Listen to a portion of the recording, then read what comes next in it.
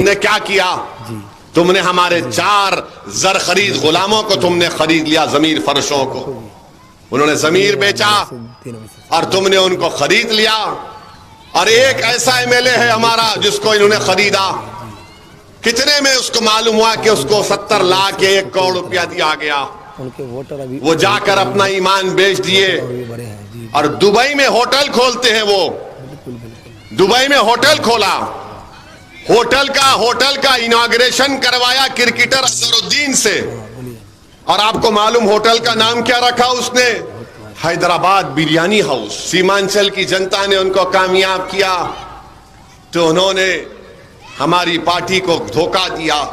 तो ये सिर्फ खरीदना जानते हैं, जो बिकता है उसको खरीदते हैं, जो नहीं बिकता उस पर इल्जाम लगा देते कि ये मिला हुआ है, बी टीम है, वोट काटने वाला। दोस्तों, एआईएमआईएम पार्टी को लेकर बिहार में क्या कुछ इस वक्त पकड़ है, उनको लेकर हम बात करेंगे।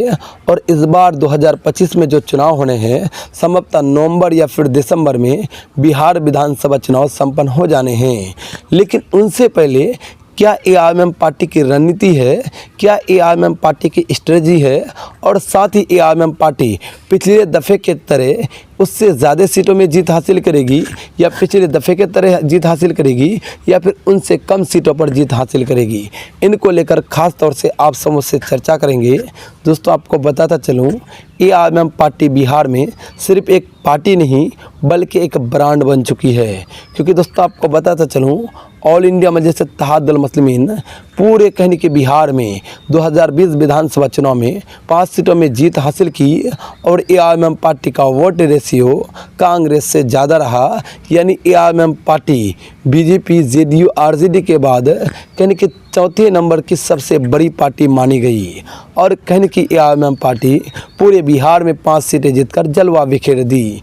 अब फिर से एक बार असदुद्दीन ओवैसी साहब बिहार विधानसभा चुनाव 2025 को लेकर चुनावी मैदान में उतरने वाले हैं। और बहुत ही जल्द असदुद्दीन ओवैसी साहब बिहार के दौरे में आने वाले हैं। जी हाँ दोस्तों, जैसा कि असदुद्दीन ओवैसी साहब ने कहा कि हमारे 4 विधायक हैं, 4 को तोड़ने का बदला हम 40 को तोड़ कर लेंगे। यानी 40 विधायक जितवा करके हम अपनी पार्टी को तोड़ने का बदला लेंगे। और साथ ही कहने के असदुद्दीन ओवैसी साहब ने कहा, इन निकम में भगोरे विधायकों को बतलाएंगे कि एआईएमआईएम पार्टी को छोड़ने का सिला क्या होता है। हम नहीं बतलाएंगे बल्कि जनता इनको बतलाएगी, जनता इनको कहने की आईना दिखाएगी कि कहने की एआईएमआईएम पार्टी से में रहने का ताकत क्या होता है और एआईएमआईएम पार्टी से जाने के बाद उनकी ताकत क्या हो जाती है। ये असदुद्दीन ओवैसी साहब ने बतलाने की कोशिश की है। दोस्तों, आपको बताता चलूँ, असदुद्दीन ओवैसी साहब रमज़ान के बाद यानी ईद के बाद बहुत ही जल्द बिहार में अपनी एंट्री को दर्ज करेंगे। और बिहार विधानसभा चुनाव 2025 को लेकर एक नया बिगुल फूकेंगे। कितने सीटों पर चुनाव लड़ेंगे फिलहाल तय नहीं हुआ है, लेकिन सूत्रों के हवाले से खबरें सामने निकल कर आ रही है कि 40 से 60 सीटों के बीच में असदुद्दीन ओवैसी साहब बिहार विधानसभा चुनाव 2025 से लड़ेंगे। लेकिन फ़िलहाल तय नहीं हुआ है। लेकिन दोस्तों, आपको बताता चलूँ, इस बार एआईएमआईएम पार्टी के करेज की बात करें, सिर्फ एआईएमआईएम पार्टी का पकड़ बिहार के सीमांचल में ही नहीं बल्कि मिथिलांचल में भी काफ़ी ज़्यादा बढ़ चुका है।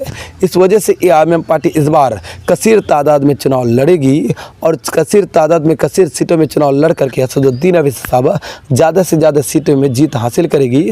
और साथ ही जीत हासिल करके सरकार में अपना हस्तक्षेप करेगी, अपने हिस्सेदारी को निभाएगी। दोस्तों, असदुद्दीन ओवैसी साहब की इस सोच को लेकर आप क्या कुछ कहते हैं, आप अपनी राय ज़रूर बता दें ताकि आपकी राय हम तक पहुंच जाए। तो चलिए दोस्तों, अभी तक के लिए दीजिए इजाज़त, फिर मिलेंगे अगले वीडियो में। तब तक के लिए जय हिंद, जय भारत।